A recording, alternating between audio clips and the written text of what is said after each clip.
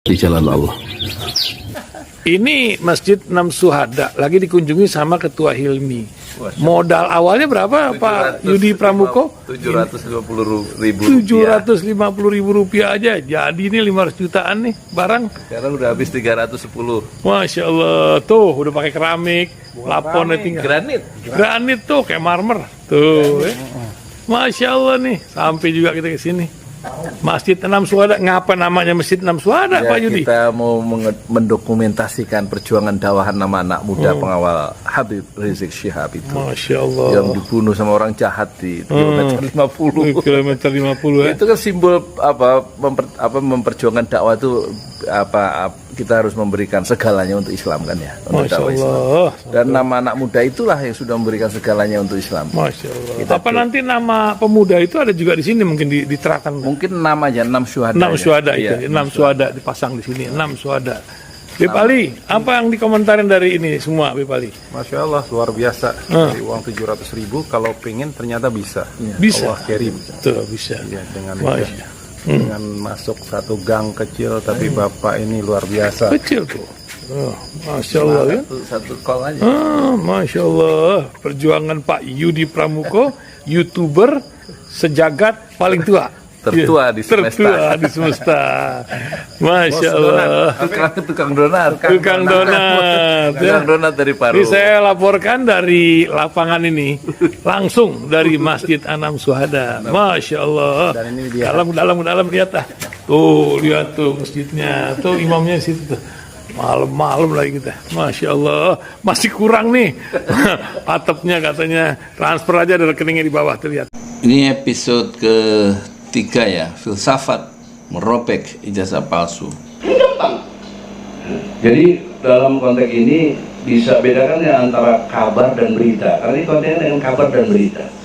Sehingga ini menjadi berita nantinya kan bahwa Jokowi ijazahnya palsu atau tidak jelas. Dengan tidak jelas kan berarti sudah dipersoalkan. Dengan dipersoalkan ini kan sudah jadi masalah besar buat bangsa. Jadi itu begitu diputuskan dia jadi berita. Sebelum diputuskan jadi kabar, dan kabar yang paling buruk adalah kabar angin. Jadi gitu ya, antara kabar dan berita begitu. Ya sekira Ahmad ini bisa lanjutkan. Makasih. Terima kasih Bang. Oke, silakan Saudara. Izin majelis.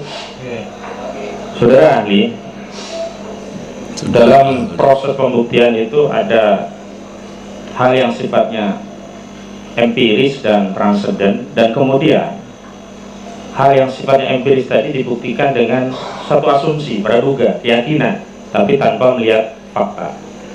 Saya ingin ahli menerangkan bagaimana semestinya kita untuk membuktikan kebenaran yang sebenarnya empiris, faktual, bisa diindra, bukan kebenaran yang sifatnya transenden yang kita tidak bisa mengindranya begitu. Nanti kami kaitkan dengan proses pembuktian.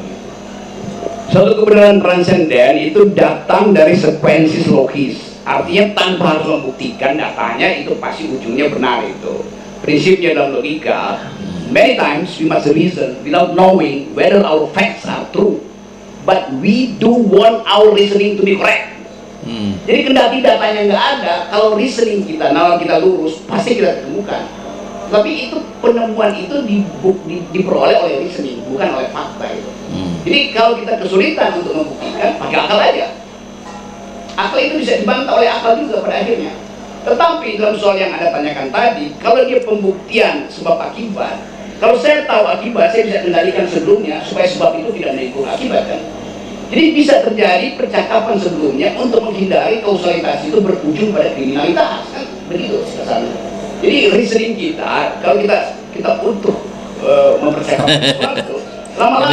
Ini teman saya tukang cilok ngerti nggak omongan Rocky Gerung, kayaknya nggak nyampe dia. Yang bagaimana tukang es cinco, es krim itu nggak paham yang gini-gini ya. Yang dia paham adalah bagaimana itu diolah dulu, aduk tepungnya diaduk ya, terus digoreng cilok, atau bikin bumbu dulu Bang Rustam nih, apa bumbu bakso cilok ya, pakai ketumbar, pakai bawang merah, bawang putih, pakai apa lagi ya begitu dah. Kayak garam. Ini memang kualitasnya tinggi nih Rocky kalau ngomong nih. Mantap. Pertama, barang yang tertutup itu dia popping up, dia membuka dirinya sendiri. Nah, tanpa asumsi itu nggak mungkin kita buka. Jadi percakapan, narasi yang ada di publik sekarang di Sepal itu akan membawa kita pada tesis bahwa ya ada yang palsu sebetulnya. Tapi buat apa sih dibicarakan misalkan? Walaupun memang kalau nggak pernah dibuktikan, tuduhan itu akan berlanjut terus. Kan saya yang asumsi itu ada terus kan, Pak Jokowi palsu tuh. Nanti kalau Pak Jokowi satu waktu Lancer, lalu orang bilang itu tukang palsu lewat depan kita, kan nggak enak sebagai bangsa kan. Mending selesaikan soal itu. Udah jadi percakapan baru di luar sidang. Ini memang selama 2 pemimpinan Pak periode ini kita habis energi kita ya untuk mengurusi Pak Jokowi ya. Iya, ucapan-ucapan Pak Jokowi, ekonomi meroket, apabila SMK, IKN, ya semuanya menjadi masalah ya, menjadi perdebatan yang sebenarnya nggak produktif ya. Kita sebagai bangsa dipimpin Pak Jokowi itu bukannya kita melakukan involusi, ya, maju secara bertahap, secara spiral, tapi kita mengalami involutif ya, mundur ke belakang itu. Kayak viewer saya tuh pada turun mundur ke belakang. Ya saya kenapa jadi viewernya pada turun, subscribernya turun? Ya karena situasi dipimpin oleh oleh rejim ini yang ke belakang involutif ya. Untung ada Rocky Gerung ya yang bisa menjelaskan kita hidup di zaman apa, kita dipimpin oleh siapa, itu bahwa kebohongan-kebohongan itu merajalela, korupsi merajalela, indeks persepsi korupsi, indeks persepsi korupsi dunia itu ke Indonesia kita anjlok dari 38 ke 34 menjadi negara, salah satu negara paling korup di dunia ya. Sementara negara paling bersih adalah Finlandia, Denmark yang korupsinya 0. Kita itu angkanya poinnya mereka 93, di atas 50 ke atas, kita 50 ke bawah, dari 38 menjadi 34 ya. Paling korup adalah 12 nilainya menurut Corruption Perception Index ya. 12 itu negara Somalia korup di situ. Sama negara Islam Venezuela juga. Ya meskipun non muslim juga banyak korupsi juga sama. Kita negeri muslim terbesar, korupsinya juga besar di mana-mana. Siapa? Ya Anda itu yang jadi pejabat. Kan masih ada waktu tuh. Iya. Baik, tolong terangkan karena begini, ada 2 isu yang sebenarnya objeknya sama tapi tarikannya dianggap berbeda. Bagi warga negara menyampaikan pendapat apapun pendapat itu, terlepas dalam pendapat itu ada yang benar ada yang keliru, warga negara memandang ini sebagai hak konstitusional karena dijamin dalam pasal 28. Tapi ada semacam fenomena bahkan secara faktual sejumlah aktivis, sebut saja Edi Mulyadi, Syahganda Nainggolan, Jumbo dan yang lainnya, narasi-narasi kebebasan berpendapat itu sekarang ditarik menjadi seolah suatu kejahatan, misalkan dianggap sebagai kebencian, hoax atau penyebar kebohongan, bahkan dianggap ini menerbitkan keonaran. Yang disebut tadi Edi Mulyadi, Jumur Hidayat, Syahganda Nainggolan semuanya orang-orang yang mengkritik ya, pemerintah, kebijakan pemerintah, dan mereka akhirnya masuk penjara karena dianggap menyebarkan kebencian dan menimbulkan keonaran ya. Seperti Edi Mulyadi itu kan dia kasusnya dia menganggap tanah yang di IKN itu yang di Kalimantan tempat rencana pemindahan ibu kota itu sebagai tempat jin buang anak, jin buang anak, dan dia ini dipersoalkan sama orang-orang yang tersinggung dengan frasa jin buang anak. Coba gara-gara ngomong jin buang anak dia masuk penjara. Syahganda Nainggolan juga begitu ya, mengkritik ya kepemimpinan Jokowi ya, dan lain-lain, dokter itu masuk penjara.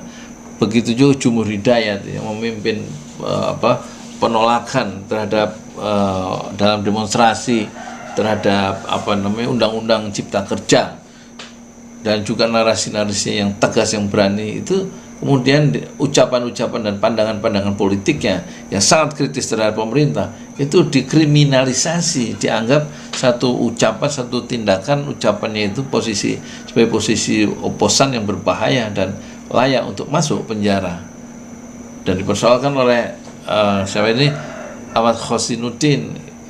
Itu ada 2 soal kebebasan pendapat itu, bagaimana dia mau memancing pikiran-pikiran yang cemerlang dari Rocky Gerung.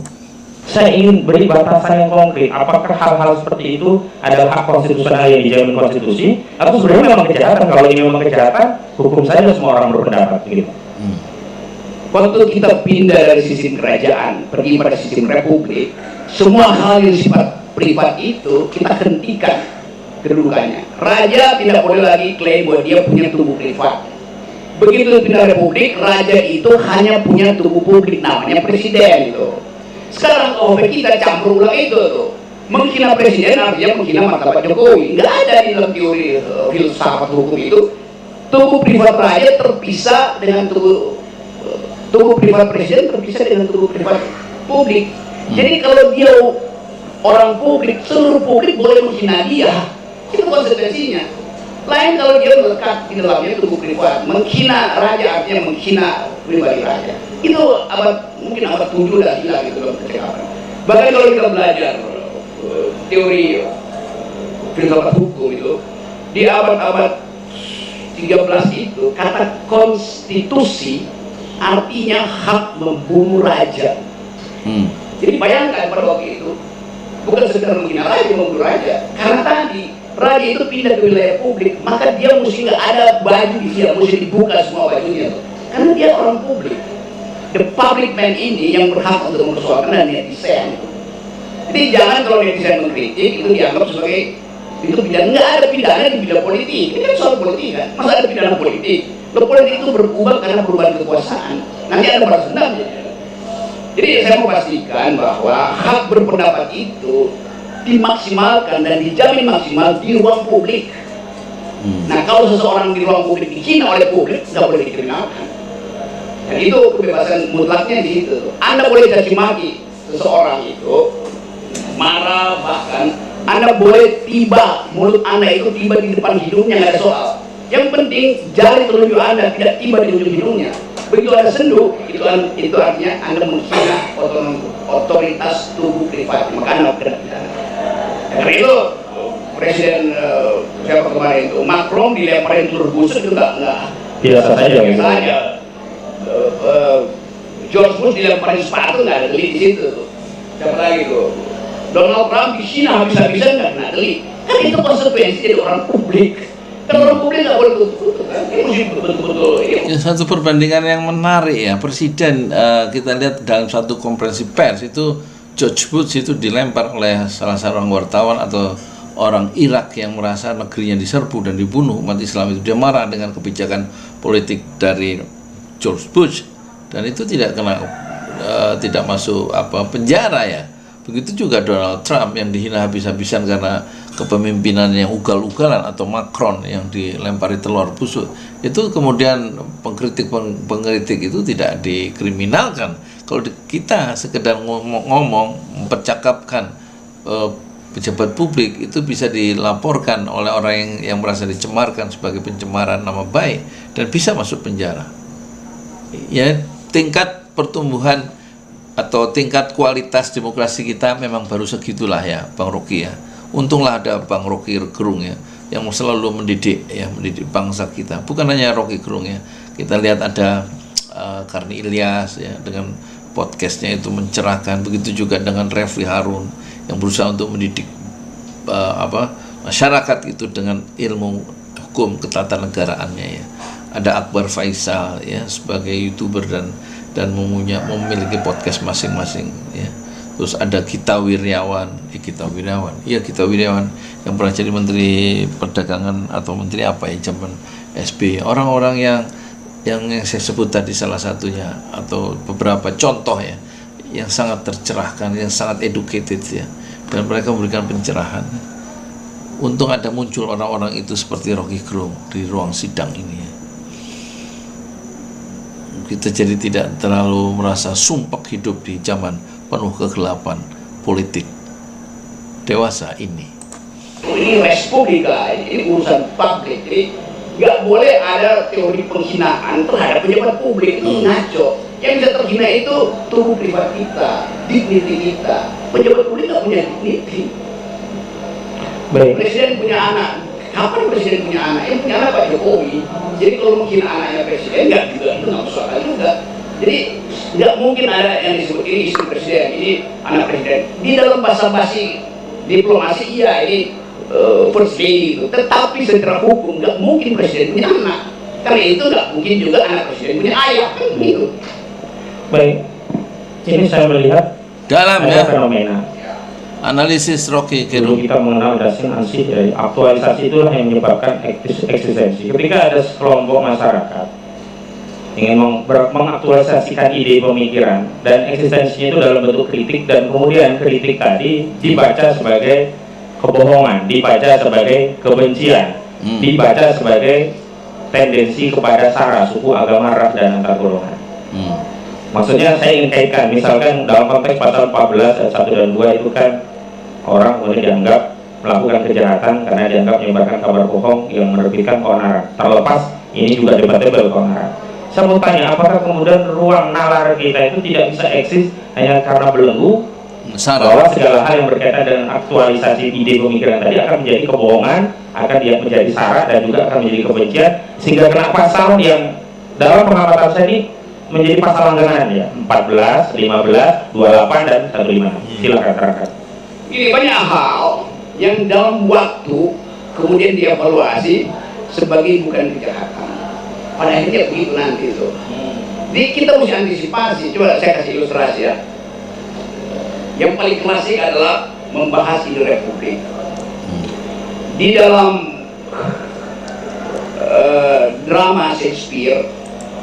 Jadi Rocky Gerung memiliki catatan kaki yang kaya atau background yang kaya secara intelektual karena dia mempunyai reference of teoris yang kaya karena bacaannya yang luas ya, dan dia selalu mengacu ya pada kekayaan atau khasanah teori-teori yang dia kuasai yang tampaknya mungkin dalam ruang sidang ini termasuk saya itu juga akhirnya menjadi sangat mendapatkan sesuatu yang semacam sesuatu yang bernilai ya, yang sesuatu yang penuh makna ketika Rocky Gerung itu ucapan-ucapannya keluar dari celah-celah bibir Rocky Gerung ya, di ruang sidang ini. Anda tahu ada lakon yang namanya Brutus Shakespeare ya, Caesar. Julius Caesar. Di situ diterangkan Julius Caesar di step dibunuh oleh Brutus. Lalu kita kasih mati Brutus pengkhianat. Brutus membunuh Julius Caesar. Belakangan kita evaluasi kenapa Brutus membunuh Julius Caesar. Karena Julius Caesar mengatakan dia pemimpin republik, maka dia perlakukan orang secara setara. Keadilan dia tunjukkan. Brutus pegang janji Julius Caesar. Akhirnya Julius Caesar jadi seorang otoriter. Julius Caesar ini kaisar yang hidup kira-kira abad pertama atau abad pertama sebelum Kristus itu, 100 tahun sebelumnya. Julius Caesar mengkhianati ide republik, maka dia di-stab, ditusuk oleh Brutus itu. Sekarang di dalam riset belakangan, Brutus dianggap sebagai seorang yang berhak membunuh Julius Caesar. Karena Julius Caesar berbohong terhadap ide republik. Jadi Shakespeare mungkin akan bikin lakon baru supaya Brutus nggak disebut-sebut sebagai orang yang berkhianat. Yang berkhianat itu Julius Caesar. Karena itu istilah it is you Brutus. Anda ternyata ya. Oh memang Brutus memang saya. Ya itu ucapan dalam lakon drama Shakespeare yang terkenal. Oh ternyata kamu Brutus yang bunuh saya, yang bunuh Julius Caesar, yang kata Rocky Gerung tadi mengkhianati gagasan ide republik ya. Jadi nanti mungkin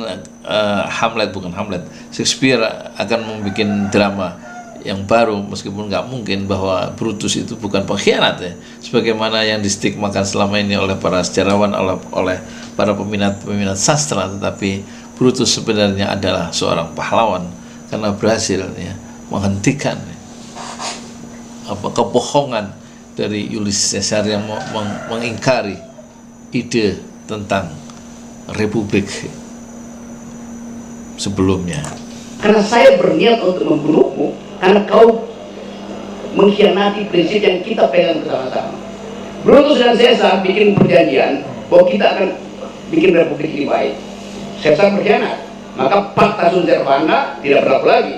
Perjanjian itu tidak berlaku karena rebus sixtantibus sudah berubah tuh. Hal-hal yang diperjanjikan sudah berubah tuh. Itu prinsip di dalam hukum, di dalam prinsip hukum bad must be served. Jadi ada hak etis untuk mempersoalkan peristiwa itu kriminal atau bukan. Dibunuhnya Caesar itu menunjukkan bahwa Brutus dan gennya itu ingin menegakkan kembali etika publik. Gampang. Ya. Itu kan parameter yang digunakan adalah logika yang kemudian mengoreksi satu pandangan sebelumnya. Nah, ini ada konteks yang berbeda. Kita memahami hukum kita sangat legisme gitu, positivis, sehingga ya hukum itu undang-undang. Dan kemudian ada pandangan yang menyatakan sepanjang secara legisme itu undang-undang masih ada, kebohongan itu dianggap kejahatan, ya masih berlaku hari ini. Terlepas undang-undang itu sudah lama sekali tidak pernah diterapkan. Saya ingin tegaskan demikian.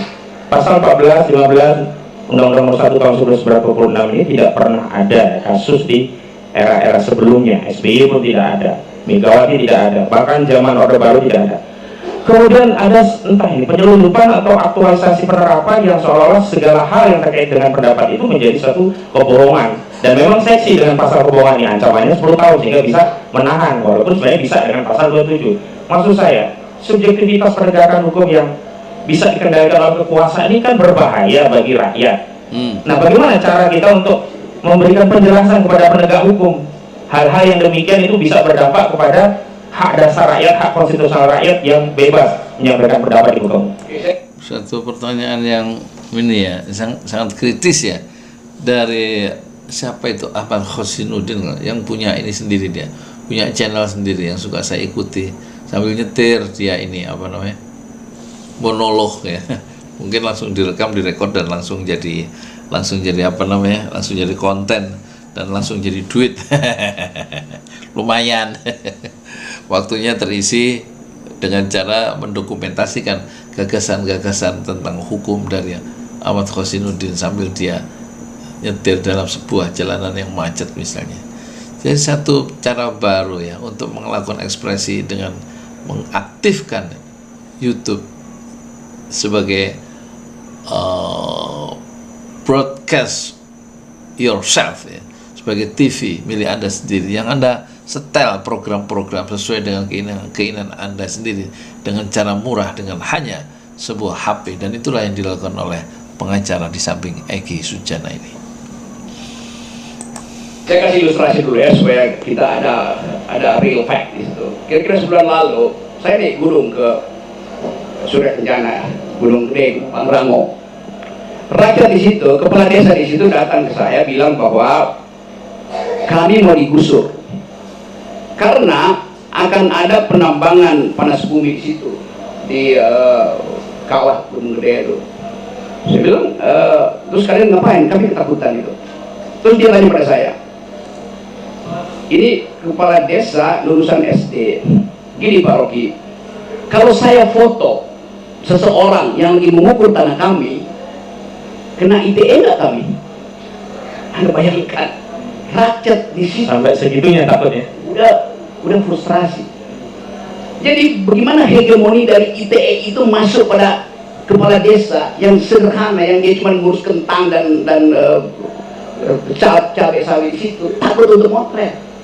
Jadi kenapa Anda takut? Nanti saya dituduh menghalang-halangi pekerjaan. Dia sebut itu disosialisasikan sebagai proyek strategis Presiden Jokowi, dipakai nama presiden di situ. Jadi menyebut proyek strategis Presiden Jokowi, rakyat ketakutan, bahkan untuk melaporkan. Jadi yang Anda terangkan tadi itu udah berlaku sampai tingkat bawah. Undang-undang ini jadi monster. Padahal tadinya undang-undang ini dibikin untuk menghalangi transaksi elektronik yang bukan negara. Nah sekarang transaksi elektronik bentuk korupsi nggak ada, pakai cash, nggak pakai lagi undang-undang ITE itu. Jadi ini undang-undang yang udah dipalsukan berkali-kali, justru dipakai sekarang untuk menghalangi orang yang kritis. Kan konyol gitu kan? Ini undang-undang dungu itu. Iya.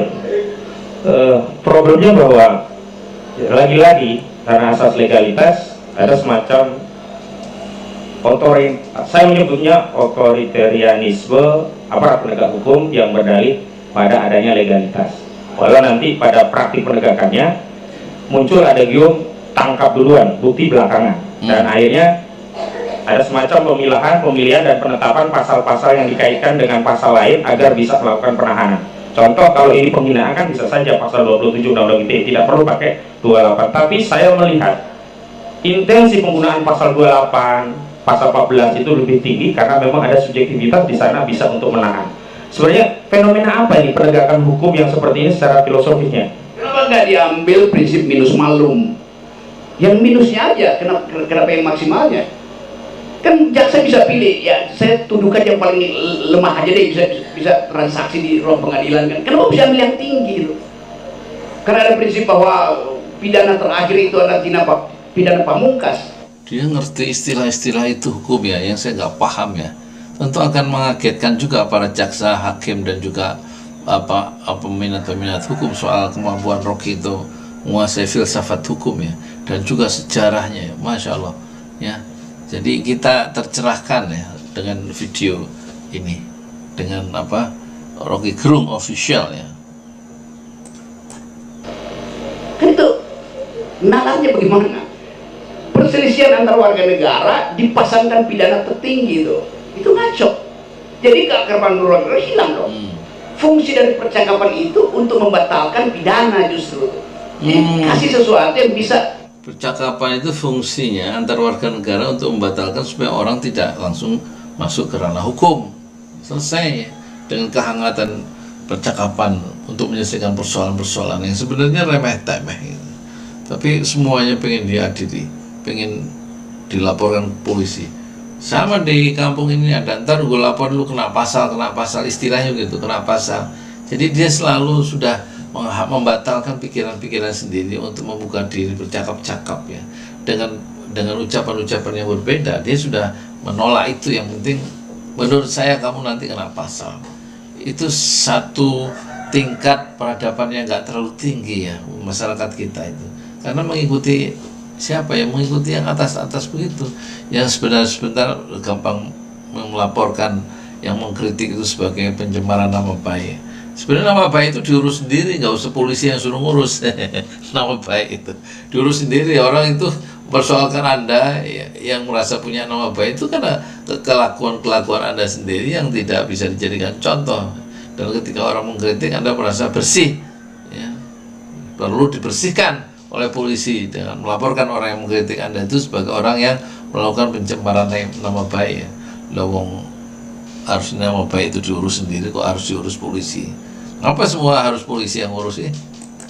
Orang tahu oke, ada kesalahan, tetapi jaksa karena dia bijak, dia tuntut aja yang paling lemah tuh, bukan tuntut paling tinggi. Itu peradaban demokrasi begitu, supaya dimungkinkan kita bercakap-cakap sebagai warga negara. Kalau saya lihat jaksa, kita ragu, kita mau diapain tuh? Sampai seperti lihat polisi sekarang, tuh polisi lagi problem, sehingga dia takut lihat masyarakat sipil sekarang. Jadi hal ini yang kalau itu didalilkan, kita masih hidup di dalam tradisi yang disebut sebagai inkuisisi. Zaman Spanyol. Pengadilan di zaman Romawi yang tuduh dulu suruh dia buktikan itu. Saya mau hukum mati Anda, buktikan bahwa Anda nggak akan mati, padahal udah mau dibunuh itu. Kan tesis itu masih berlaku pada praktek kejaksaan kita itu. Sifat inkuisisi itu. Balas dendam, menghukum sekeras-kerasnya itu. Tubuh orang dianggap sebagai bagian yang harus dipamerkan di dalam ruang publik yang disebut the Festival of Torture. Abad 14 begitu, semua penjahat itu kalau dihukum kurang, dia mesti dipamerkan, digantung, dibakar tuh. Festival of Torture, festival kekerasan. Ini negara Pancasila, bagaimana ada Festival of Torture? Saya kutip fakta-fakta. Jadi ada semacam vonis publik dulu sudah diterima oleh terdakwa atau orang yang baru dalam tuduhan melakukan tindak pidana. Dan dalam proses persidangan bahkan tuduhan-tuduhan itu tidak dimunculkan dalam dakwaan. Saya kasih contoh kasus yang lain, tapi nanti saya kaitkan juga dengan kasus ini. Misalkan dalam kasus terorisme Ustadz Farid Ahmad Uqbah, itu ada tuduhan pendanaan terorisme, Undang-Undang Nomor 9 Tahun 2013 tentang penjagaan pendanaan terorisme. Dan itu difestivalisasikan ke seluruh publik melalui media. Dan itu dari penyidik yang menjadi sumber. Dalam dakwaan di persidangan tidak ada pasal itu. Dan ketika ada 3 dakwaan, hanya 1 dakwaan. Nah, saya kembali kepada soal hari ini. Ini juga demikian. Ada core yang berbeda. Kalau memang ini core-nya ITE, semestinya lex spesialis fokus ke ITE. Kalau ada perbedaan pasal, paling ke 27, ke 28. Tapi ini seolah-olah ada motif ingin menjerat terdakwa kalau nggak kena pasal ini, cari yang terberat. Ada pasal ITE, ada pasal HOK, ada bahkan penistaan agama. Bagaimana pandangan Anda terkait hal ini? Itu yang kalau saya simpulkan, ini yang disebut the very philosophy of retaliation, pembalasan dendam itu. Ngapain kita sebagai warga negara mendendam? Kalau antara pribadi mungkin ada dendam karena kultur. Ini urusan publik, kan pada ada dendam di situ. Jadi jarang ya seorang pengamat atau seorang akademisi atau seorang ya katakanlah anggota dari civil society itu bisa memiliki kemampuan yang tinggi dengan bahasa yang lugas ya.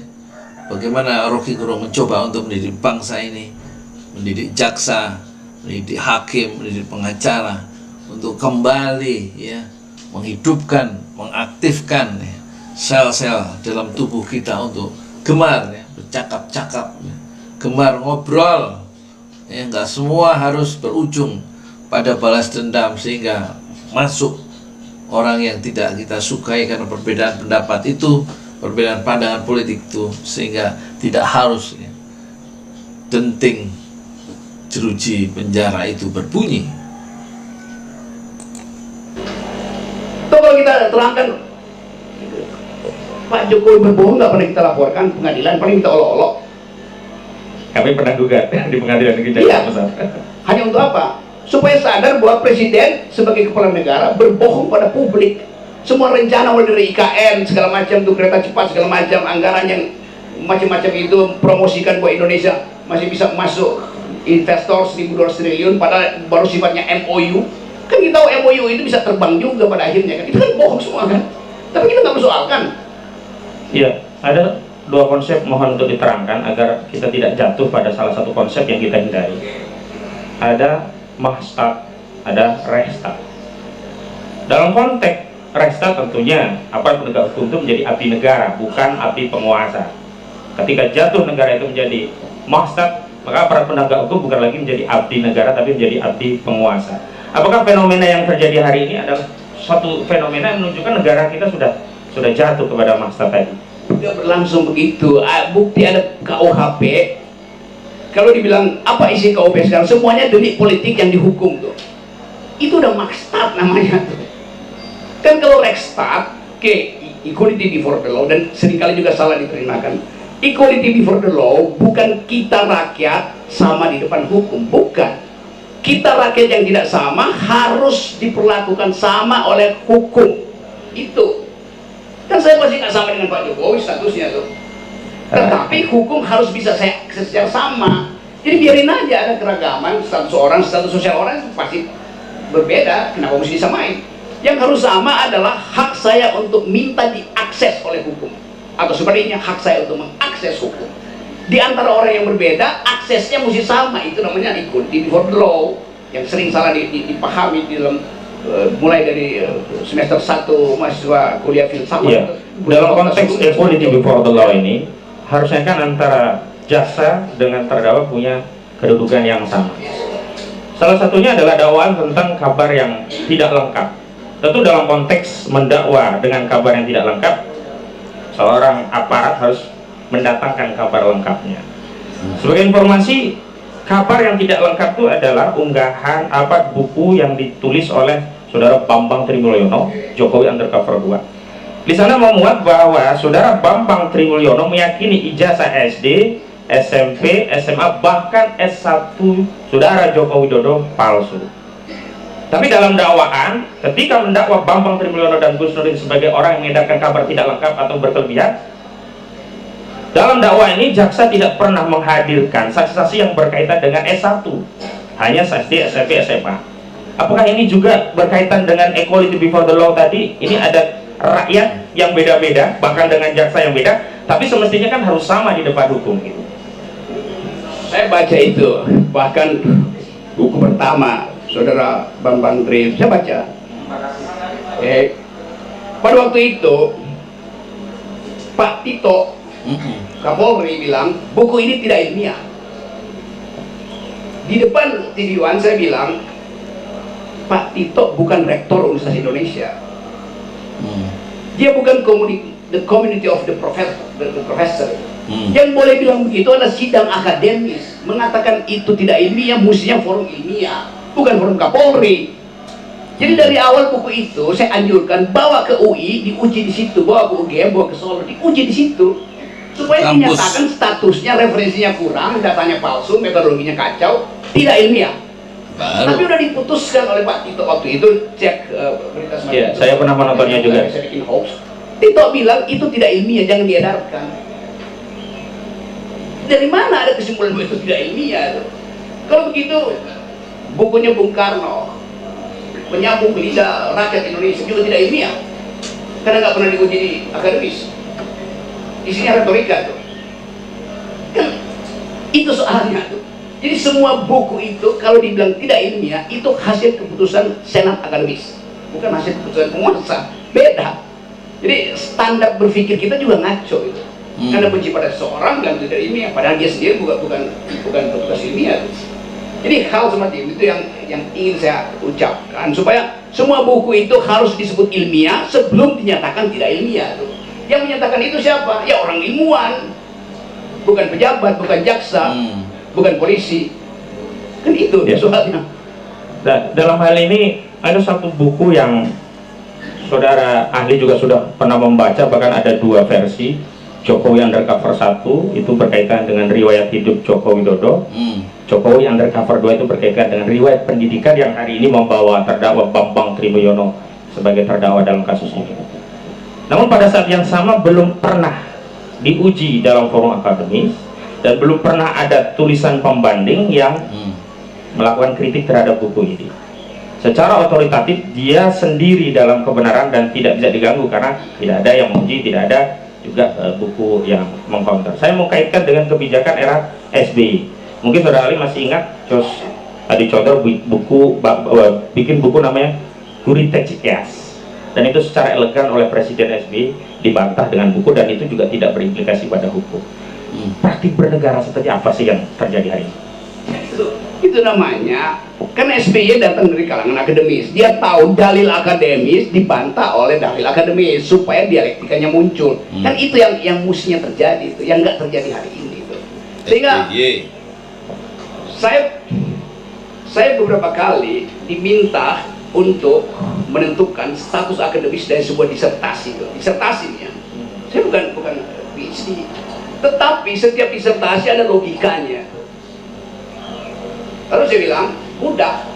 Saya baca itu, satu waktu ada disertasi di bidang ilmu fisika itu dari seorang rektor di Universitas Negeri di Sulawesi itu. Padahal itu, ini bagaimana ya, kita duga dia palsu. Saya bilang gampang, saya bisa baca. Saya baca logikanya itu, saya bilang kok grammarnya keliru. Mestinya kalimat aktif, kenapa kalimat pasif gitu. Saya anggap bahwa ini dia nggak paham konteksnya. Saya bilang Google aja. Di Google terlihat bahwa itu kutipan dari sebuah tesis disertasi di Austin University Texas atau di mana itu, yang dia copy paste, dia terjemahkan dengan grammar yang kacau karena bahasa Inggrisnya buruk. Maka ketahuan bahwa ini salah, terbongkar akhirnya. Dia dinyatakan sebagai ini palsu. Tetapi karena dia profesor, dikelilingi oleh staf yang juga ingin naik jabatan, dilindungilah dia tuh. Padahal otaknya udah buruk, mentalnya udah kacau, kenapa dilindungi? Itu soalnya kan. Dulu orang protes, Saudara Rocky Gerung bukan dokter kok periksa-periksa disertasi. Lo disertasi itu ada metodologinya, saya ngajar metodologi. Nggak perlu jadi dokter untuk paham logika itu. Baik. Nah, soal semacam, jadi balik kepada soal tadi, ya sebaiknya itu sebagai status akademis dibahas, dipertahankan, diejek, dipuji di forum akademis, bukan di pengadilan. Satu lagi, kebenaran secara logika itu kan satu pernyataan harusnya logis, dan diantara tinggi nih Rocky Gerung nih ngomongnya. Ada orang beragama tertentu, saya sebut Islam, dia tinggi ngomongnya, mana saya belum sarapan lagi, wah nggak paham saya. Mengamalkan ibadah tertentu, dalam hal ini mubahalah. Dia meyakini mubahalah. Rocky Gerung dia ngerti apa? mempraktikkan mubahalah. Lalu logis tidak, kemudian dia dituduh menistakan agama yang dia yakini itu. Dalam konteks kasus Bambang Trimulyono ini ada salah satu. Udah sarapan dulu pusing saya. Canggih.